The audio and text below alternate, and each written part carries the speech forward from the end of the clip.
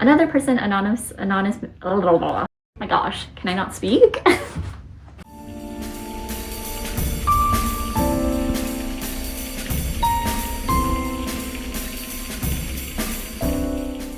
Hi everyone, welcome back to my channel. I hope this doesn't jump scare any of you, but since this video is more like a conversation with all of your questions, here we are. This also saves me from having to come up with footage.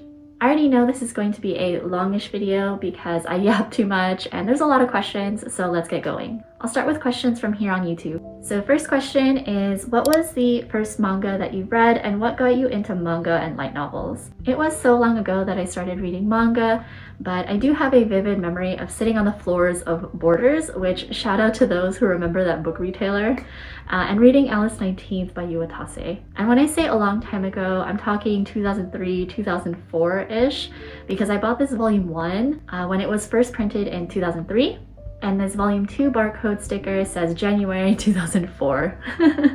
For the second part of the question, I can't say what got me into light novels because I've only read a few.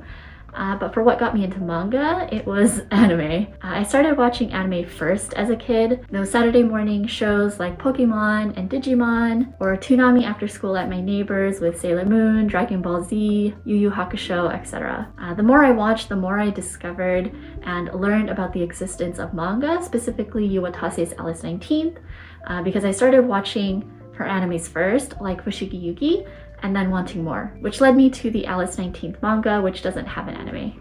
So second question is, when are you gonna play Zenless Zone Zero? How dare you ask me that question when you know how dedicated I am to Genshin Impact. But for real though, ZZZ is gonna have to wait in line after Honkai Star Rail, and Honkai Star Rail is gonna have to wait behind Genshin. And you already know how far behind I am with Honkai Star Rail. I mean, for that game, I might as well start over. I do some serious deep diving into the Genshin story and the lore, so I honestly can't handle like another complex story at the moment. Plus reading manga and drawing, there's just too many things. But I will eventually play ZZZ because I've seen the characters. So next question is, do you think you would do curated recommendation videos? Oh, for sure, I can do videos like that. Some have actually asked for this video some of my top favorites, so you can take what I say later on as a sneak peek, I suppose. So next question is, how did you get into manga and anime? So I already explained how I got into manga, but for anime, I got into it because my older brother had started watching it first. One core memory I have is when we were kids, my brother made a dual disc from Yu-Gi-Oh! Out of paper and tape, and we would just pretend like we were dueling like in the anime. We enjoyed playing the card game too, but he would actually go to our local anime store that would host card matches. My brother also made me Sakura's staff from Cardcaptor Sakura by crumpling more paper and foil and adding yarn. I don't know why the yarn. And then taping it all together. He made my childhood pretty fun. Next set of questions. What series that you love do you think is misunderstood by people who do not engage with it? And what would you like for people to get out of it if they gave it the chance? And or what do you get out of it that means a lot to you? Ooh, some heavy questions, I love it. So I've spoken to several people that have mixed feelings about Violet Evergarden. Most love the series like myself, but I've heard other opinions, and honestly, I don't mind if people don't like it. Every series isn't meant for everyone, and different people extract different things from media, which is completely fine. But if people do decide to give it a chance, I would hope that they look at the deeper journey behind each interaction that Violet experiences, as well as her personal growth. I'm not even thinking specifically about Major Gilbert or any romance within the series, which are more like stepping stones rather than endgame for me, because every time I've explained why I love the series, it's because I love Violet Evergarden herself. The anime series is what I love the most, with the movies being alright. And I've mentioned it in my dedicated Violet video that if the series ended after the 13 episodes, it would still be my top favorite anime. I've also heard some say that the story is half-baked while focusing too much on the side characters, that Violet is boring, too much of a kudere, which if you're not familiar with that term, it's basically a character who appears to not have any emotions and is stoic all the time. I mean, it's true to an extent, but if you know me and my preferences in female lead characters, stoic characters are not on that list unless they're comical. So it says a lot in how much I value Violet and her struggles to come to terms with herself and her past transgressions. As for what I get out of it, I highly value her effort to understand the emotions she feels, but doesn't quite know how to live with those emotions or how to express or explain it. It's not that she doesn't feel anything, because she absolutely feels a frustration and loss and a burning inside of her, but she hasn't processed feelings like guilt yet or been put in situations where she's forced to pause and confront complex emotions. It's like when you finally find yourself alone with just your thoughts. And that's how I view and interpret her whole journey, Violet putting pieces of a puzzle together. Next question is, have you ever read the manga Veil by Koteri? I haven't yet, maybe besides a chapter or two, but I do plan on pre-ordering the volumes that Udon Entertainment will be releasing. They're scheduled to be released as single volumes instead of the omnibus that Udon originally intended, and the release dates for both volumes are supposedly March 11 and May 6, respectively, of this year. Next question is, what's that picture on your desk? If you're referring to my desk mat, it's of male characters from Genshin drawn by MorsGN on Twitter. And next question is, what was your first anime figure you ever bought? It was Data Live's White Queen 1/7 scale by Karakawa. I don't know anything about Data Live though, but I knew that I loved everything about her design, especially her outfit, so I picked her up and just view her as an original character, which majority of my collection consists of original characters anyways, but I literally received her 4 days before I started my YouTube channel. Next question is, what are your top 3 BL, seinen, shoujo, shonen, etc. mangas? So my top 3 BL mangas are Therapy Game, which includes Secret XXX and Restart, and then Given, and then Our Not So Lonely Planet Travel Guide. Top 3 seinen are... Dang, this is a hard one because seinen shaped up to be a demographic that has a lot of my favorite series. But let's see. Witch Hat Atelier, Skip and Loafer, and The Apothecary Diaries. Honorary mention to March Comes in Like a Lion though, because I recently watched both seasons of the anime with a friend, and it's such quality character development and writing.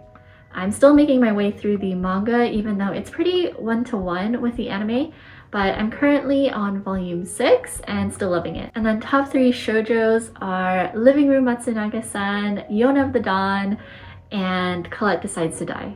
And top 3 shonen are Haikyuu, Toilet Bound Hanako-kun, and Horimiya. Next question is, I remember you saying you work as an architect, so I'm a bit curious about your college/uni and work experience. So you're right, I have my bachelor's in architecture, which is a mandatory 5-year program. Architecture school was a crazy time. So many all-nighters working on projects for core classes called Studio. Those classes were incredibly long and they were twice a week because we would do a lot of presentations to the entire class. But honestly, you live and breathe architecture every day of those 5 years. We got a dedicated desk space in the architecture buildings because that was where we could set up our PCs or laptops, basically our workstation that could run drafting or 3D modeling programs, as well as space to build physical models. The school I went to felt hybrid in its approach to teaching architecture, in that it not only taught the technical side of it, because of course you have to understand what goes into making a building functional and livable, but it explored the creative design process, philosophies behind it, societal impacts, etc. I also did a summer study abroad program in Asia and Europe, where we collaborated with local schools and focused on architecture in those countries, which was stressful, but it was a lot of fun and very eye-opening. However, once you get into the workforce, the architecture industry isn't always as exciting or fantastical as school makes it out to be. I mean, it could be a reflection of the typical school experience where you design these crazy buildings if you make your career out to be that way, or maybe work at a firm that specializes in more expressive buildings in a country that would welcome those kinds of designs. But in my personal experience, majority of the work is more commercial and straightforward with an emphasis on being practical rather than having a free rein on creativity. I feel like exercising creativity is only encouraged when you're trying to find a solution that will save money and is the most efficient for money spent, which is still very important because at the end of the day, architectural design is a service. You build buildings and spaces for a paying client. And unless they are a client that allows you to design however you like or their vision aligns with your own, architects are there to oversee the logic and impact of building systems against the experience of a space. But that doesn't mean clients will allow grand design gestures because they'll be seen as aesthetic, too expensive, and not necessary. It sounds pessimistic, but I've experienced many times where my designs got so edited down from my original ideas because of budget. So it is a shame in some aspects because those ideas will never see the light of day, but it is what it is because, you know, it's not my money. All right, next questions. What's your favorite romance anime? Do you have any siblings? And what's your favorite gummy bear flavor? For romance anime, I would say Horimiya, but it's like half romance, half slice of life comedy. So I'll actually say a film, and it's Howl's Moving Castle. And I do have siblings. I'm the youngest of 3, so I have an older brother and an older sister. My favorite gummy bear flavor. I usually like strawberry flavors, but a specific gummy bear that always comes to mind is the clear one. I wasn't even sure what flavor that was, so I had to look it up, and apparently it's pineapple, so I guess I like that one too. Next questions are, what anime or manga got you into it? What has been your favorite series, manga or anime of all time or of this year? And who is your favorite character? I answered the first question already, but I'll add to it. For anime, I got really into it because of shows like Inuyasha, Naruto, Gundam Seed, Cowboy Bebop, a lot of Adult Swim animes. My favorite anime series of all time, everybody knows this, it's Violet Evergarden. My favorite manga of all time, honestly, it's hard to say because I'm still discovering series the more I read.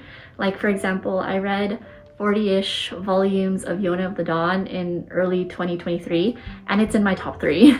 Even though Alice 19th is the series I've known the longest, and I still really like it, I wouldn't say it's my favorite of all time. So my top manga changes often, but for this year, as in 2024, favorite anime, I didn't really watch a lot of new anime, but March Comes in Like a Lion was amazing. Favorite manga for 2024, I'd say, is Witch Hat Atelier. And my all-time favorite character is, of course, Violet. Next questions are, would you ever read One Piece? And what's your favorite French art film? The One Piece manga intimidates me so much. 100+ volumes. I can barely get myself into a series that's like 20 volumes sometimes. I wouldn't say never though.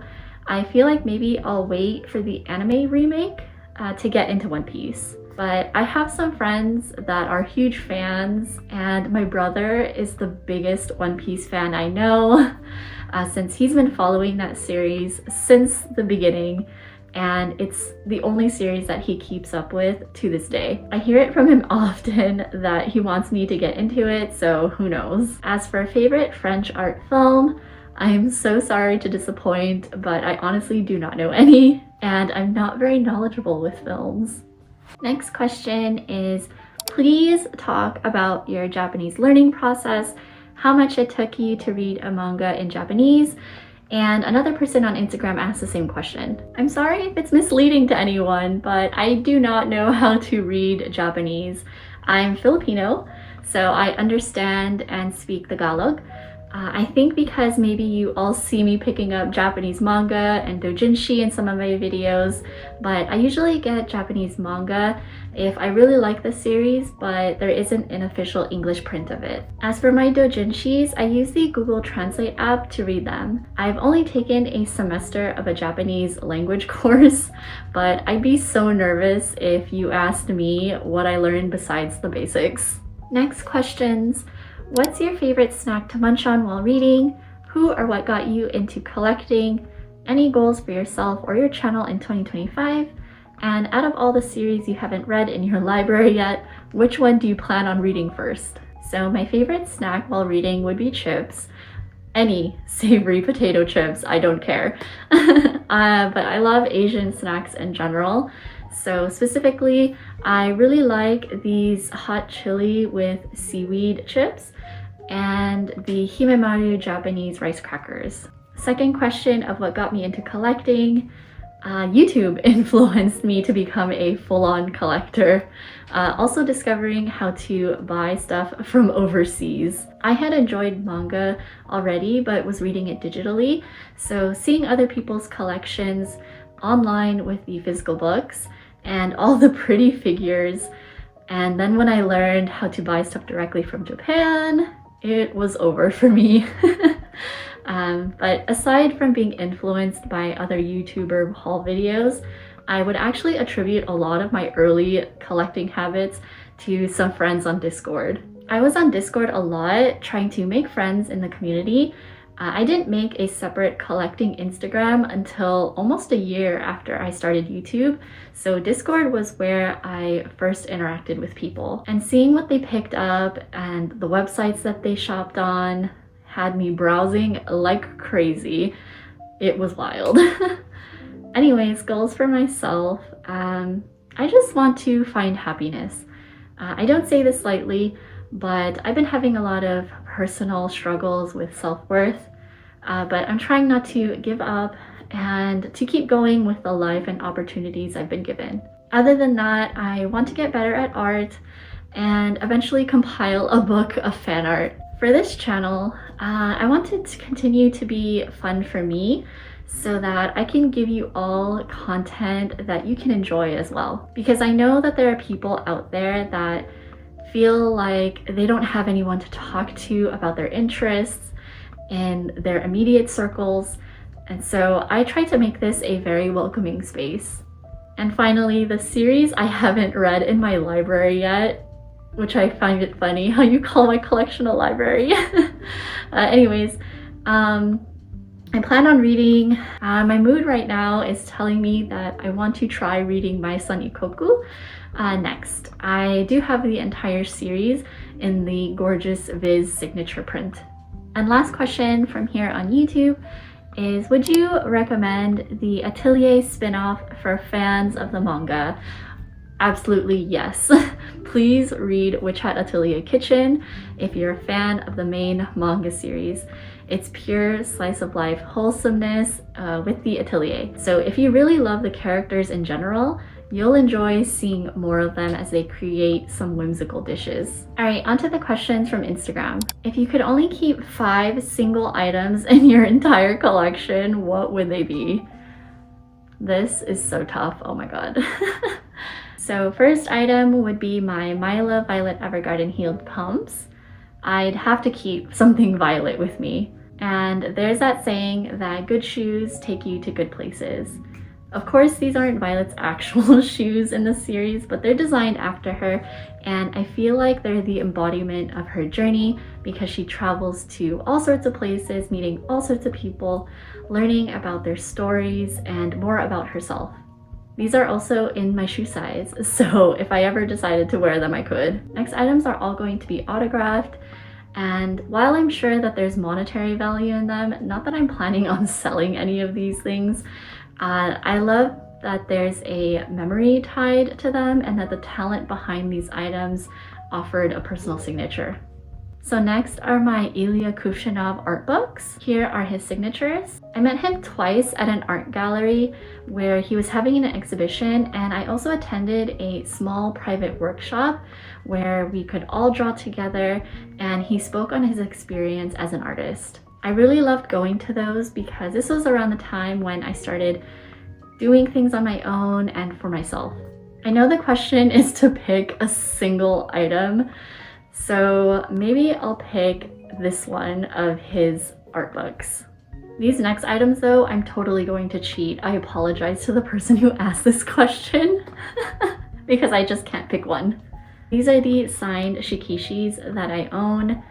3 from Toilet Bound Hanako-kun signed by the Japanese voice actors, and 2 of I'll Hate Them and Kabe drawn by General, an artist I commissioned at Anime Expo. If I had to pick between the Toilet Bound Hanako-kun shikishis though, I would pick Megumi Ogata's signature on Hanako-kun's shikishi because she is my top favorite voice actress of all time. And then you can't expect me to pick between I'll Hate Them and Kabe. I'm cheating my way through this question to keep both. But I admire this artist, and I've never formally commissioned an artist before, so when the opportunity came up, I took it. So at a minimum, these 3 shikishis, but ideally I'd keep all 5. Alright, moving on is my Unintentional Love Story Volume 6. That's signed by PB Nim. This is my favorite BL Korean manhwa, and I was lucky enough that a friend of mine was selling their copy from when they had gotten this autographed by the creator, and I snagged it right away. I'm very grateful to them, and I'm so happy I have this. Especially for this volume, because it has some great spicy scenes. So it's fine if I only get to keep this volume 6 and not the entire set. And last item is this signed Sentimental CD that a friend got signed for me at a convention. I was not expecting this at all, and I'm so thankful that they spent the time to get it. Sentimental is the band behind the music in the Given anime, which I love a lot and I get emotional over. So there's like 4 layers of appreciation for this item. Next questions. Do you annotate the manga? Do you have a favorite manhwa? I don't annotate manga. I know people who use sticky notes to keep tabs of their favorite pages and panels. I thought about doing it too, but I never got around to actually getting sticky tabs. To be honest, I also fear leaving them in the volumes for so long because of the adhesive. Like maybe if they're pressed in the books for a long time, when I take them off, like would it lift the ink? Especially since I'm not flipping through every book all the time. So yeah, let me know if you use tabs and if you have that concern. As for my favorite Korean BL manhwa, it's Unintentional Love Story, the BL mature rated series that I mentioned in the previous question. Next question is, what is your advice for helping consolidate a manga collection? I assume by consolidate you mean curating or building up a manga collection. So I have a few pieces of advice if space and money are concerns. Only pick up manga and keep manga that you know and feel compelled to fully reread.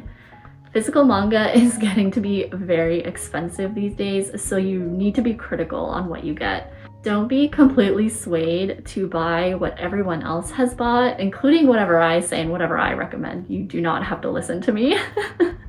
Because you might find that you don't actually like those series. I don't know how many times I've been influenced only to find that I don't really care about a series as much as everyone else. Next is that I'm only going to advocate for legal means to read, but digital manga apps these days are so very affordable for the amount of content that you get access to, or sometimes you're not required to spend money at all for some time because you get a certain number of free in-app currency to read some chapters every day. And if you find that you really like that series and know you'll reread it, then pick up the physical copy so that you're assured that you can reread it whenever you want into the far future. But if you end up feeling satisfied with just one read through of a series and feel like you won't read it again, then you saved yourself a lot of money just by reading it digitally on publisher manga apps and not buying a physical copy that nowadays will cost between $15 to $20-ish per volume, which is crazy.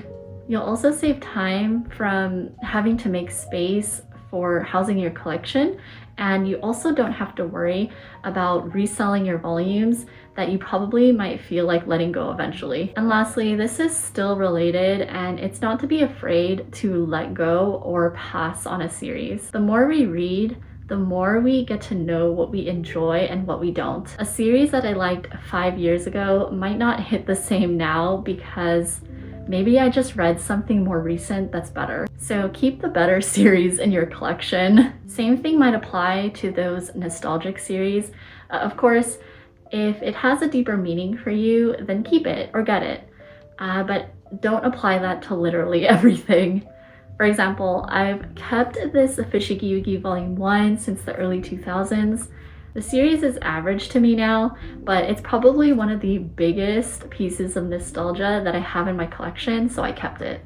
On the other hand, I also used to have the old Marmalade Boy single volumes by Tokyopop, but I ended up selling them because, yeah, it's nostalgic, but I tried getting into the story again and couldn't, so I let it go. The nostalgia alone wasn't enough for me to keep it around. There's just so many series out there for us to discover, and new ones keep releasing. So would you want that space on your shelves to be taken up by a series that's just fine? No, you want your shelves to be a reflection of what you love most. So anything less is fair game to let go or not pick up at all. And it's okay if your collection changes over time. Oh, and bonus advice, try not to be a completionist. You don't have to collect every series by the same creator. For example, I love Mika Yamamori's series, but I let go of my In the Clear Moonlit Dusk volumes because I think it's just alright. And I'd rather dedicate the space to Tsubaki Cho Lonely Planet, which I feel is her best series, and Daytime Shooting Star because I haven't convinced myself yet to let it go. And if you want to drop a series, drop it and stop picking it up. You don't need to see it to the end. I used to struggle with this, but have since put a lot of series on hold and stopped keeping up with their new releases, or I outright drop them. Next question is, what's your ideal environment when reading physical manga? Sometimes I'll have lo-fi music playing, or I won't have any music playing at all. And then I would have tea, ideally milk tea, and sitting on a comfy chair or reading on my bed with a blanket. Next question is, how much do you think everything in your collection costs altogether? Okay, so I do have a spreadsheet where I keep track of my entire collection, not including art prints or keychains or acrylic standees. I do not track those. I didn't note down a cost for every single item either, so this will be an approximate number, but it's pretty close enough. I'd say my full collection is about $45,000. I know that's a lot, but that's me putting a cost to literally everything in my collection. So that includes all my books, art books, doujinshi, fanzines, magazines, scale figures and nendos, enamel pins, plushies, Blu-rays, art prints, and acrylics. It all adds up, and this honestly surprises me because I never tried to calculate a grand total before. Next question is, one manga for each of the 4 main demographics to describe myself. So I'll start with shoujo. I'd say Colette Decides to Die. I identify with this series a lot in terms of working hard but being exhausted, having aspirations, creating genuine connections wherever she goes. She has times of loneliness and times when she's sad, but also times when she's surrounded by love. For josei, I'd say Wotakoi. because I feel like there's a piece of me in all 4 of the main characters. So Narumi being a fujoshi, loving romance, being an artist working on a dojin under a pen name. Then there's Hanako, and I usually cosplay at every anime expo I've gone to. Hirotaka, I'm not some serious hardcore gamer, but I like games. And then Kabakura, being really into anime and manga. Shonen is actually pretty hard. I honestly don't know. Is there a shonen series that you all think would fit me well? Because I'll just say Haikyuu. Particularly characters like Hinata, Sugawara, and Oikawa. Hinata for his passion with starting from 0 with a disadvantage and working so hard to be a better player. Sugawara for his steady support of the entire team and self-awareness of his own abilities and limitations. And then Oikawa for being seen as a pure talent, but sometimes overlooked as if he always had that talent and didn't also work hard for it. Which leads me to seinen, and I would say blue period, because I feel like sometimes artists are seen as just naturally good at art, simply talented, except that's just not the case. There's a lot of hard work that goes into becoming a better artist and refining your skills. Like with anything, people study and practice and build up a visual library and muscle memory in order to improve. So blue period really depicts the struggles of being an artist, constantly doubting yourself, but still trying to find a way to express what you envision. The drive that keeps you going despite all the failures, because there's a story to tell behind every art piece. And I think all of these describe my personal experience and values. Next question is, what are character traits you forgive on a manga or anime character but never IRL? I would say smug and arrogant personalities, characters that showcase some sort of superiority. I don't mind that in fiction, and it actually kind of makes me giddy. But IRL, no way.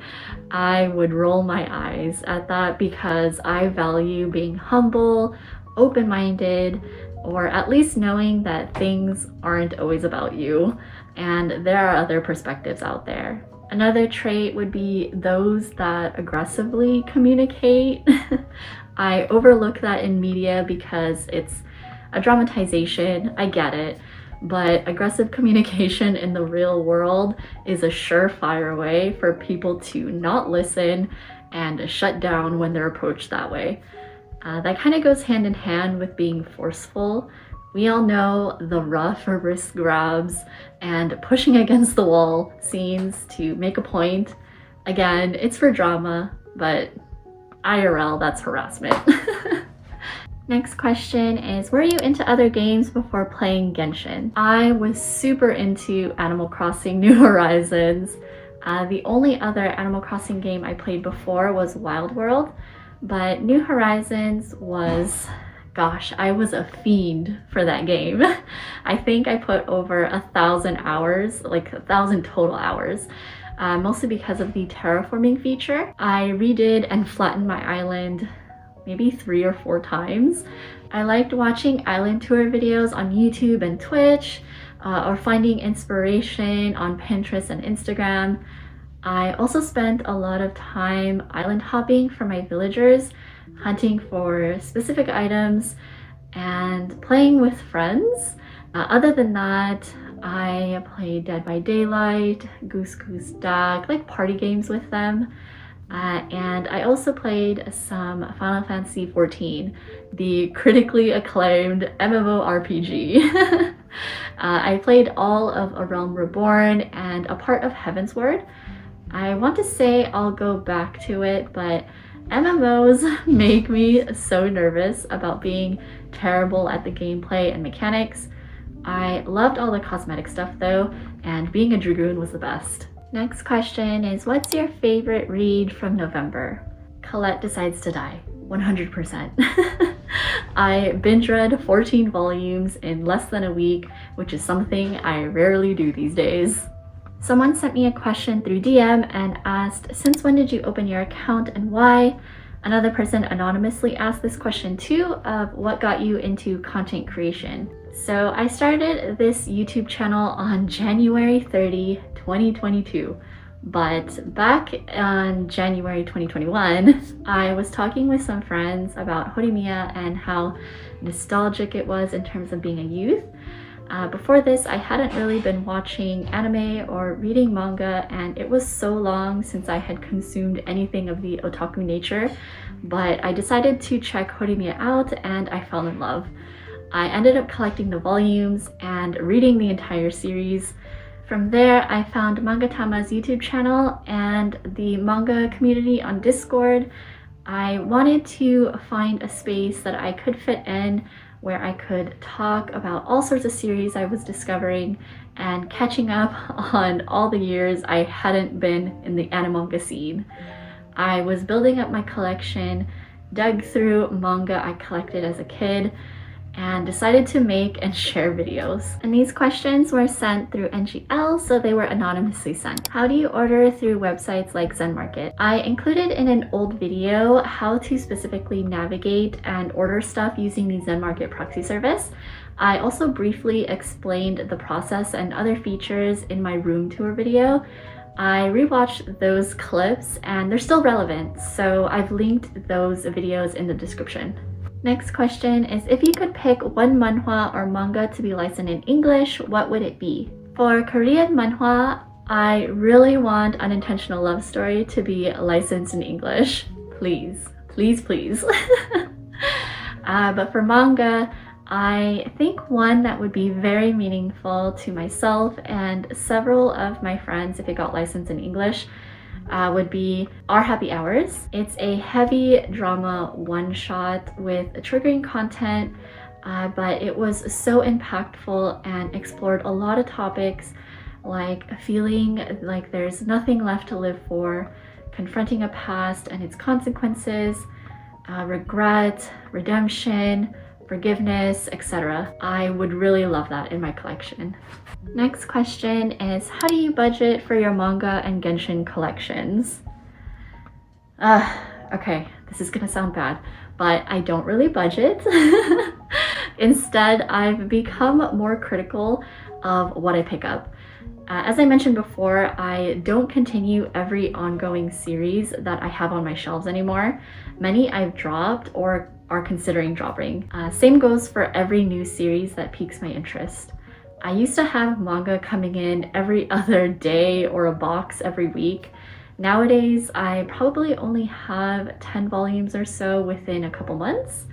I cut down on what series I follow to my absolute must-haves. Same goes for Genshin Dojinshi and merch and artwork. I just have so much now that I actively try to ignore whatever new thing comes up. I definitely got overwhelmed by my own collection, that I changed how much I was buying, and it wasn't necessarily that I was restricting my budget. I just approached having a budget by not buying everything that I used to. And last question is, who is your biggest crush of the year? My answer for 2024 is totally because of recency bias, because I just caught up on the latest chapter for the Korean manhwa Just Twilight. But my biggest crush of the year is Kwon Byung-jin.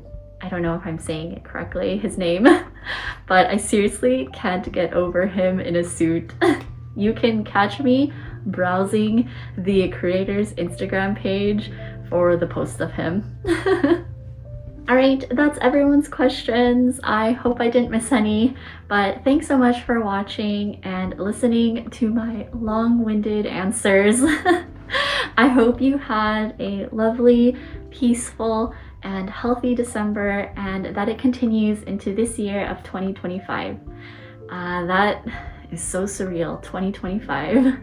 Anyways, I'll see you in my next video. Take care!